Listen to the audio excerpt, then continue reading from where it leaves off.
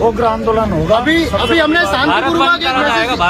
शांतिपूर्वक हमने मैसेज दिया है, या तो इस काले कानून को उसी तरीके से वापस चलो, इसी तरीके से बनाया है। अगर नहीं लेते हैं तो हम 2-3 दिन में वापस से आंदोलन करेंगे, और वो आंदोलन ऐसा नहीं होगा जो अभी हुआ है। उस आंदोलन में कुछ भी हो सकता है। आप लोग तो मोदी के भक्त हो ना? नहीं, हम किसी मोदी सरकार को हम ही लेकर आए थे, और मोदी सरकार को हम ही उखाड़ के देंगे। हम संविधान के इसका समंड समाज का युवक सड़कों पर उतरेगा अगर ये काला कानून वापस नहीं लिया। ये लोकतंत्र की पार्टी के बंधुआ नहीं है, हम मोदी को वोट देना जानते हैं। हम संविधान के बंधुआ हैं। संविधान का पहला शब्द है समानता, और जब सरकार ये समानता पैदा करेगी तो विद्रोह होगा, कलह मचेगी।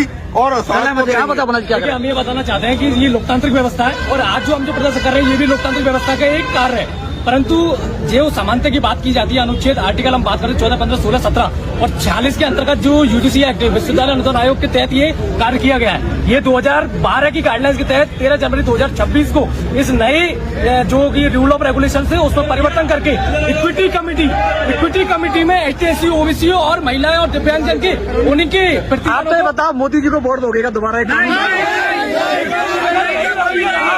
यही रवैया रहा तो स्वर्णिम समाज सड़कों पे होगा और इनकी कुर्सी से हटाने का। मोदी को जिस तरीके से हम लेके आए उसी तरीके से हम नीचे ले आएंगे। पाकिस्तान में सरकार जो 400 पार की बात कर रहे थे वो 4 सीट पर आगे रह जाएंगे। 400 पार की बात कर रहे थे, जो 400 पार की बात कर रहे थे वो 4 सीट पर आ जाएंगे। इतना सस्ता है आप लोगों में? भूल गए हैं। अभी स्वर्ण ताकत उनको दिखाएगी कि 400 पार कैसे आती है और 4 पर कैसे आती है। बोलो भैया बताओ। जब JNU के अंदर तिलक, तराजू और तलवार जिनको मारो जूते 4, ये जब सब चलाई जाती है समाज के खिलाफ में, तो यह बहुत दुखद घटना है। और जब यदि किसी दूसरे समाज के खिलाफ यदि ये भाषण देते तो वो हमारे ऊपर चढ़ करके हमारे ऊपर ट्रोल करते, ये सरासर के लिए यह सरासर हमारे साथ अन्याय है। ये काला कानून कभी भी ये अप्लाई नहीं होना चाहिए। यूजीसी कानून के विरोध में करौली में रैली निकाल गई।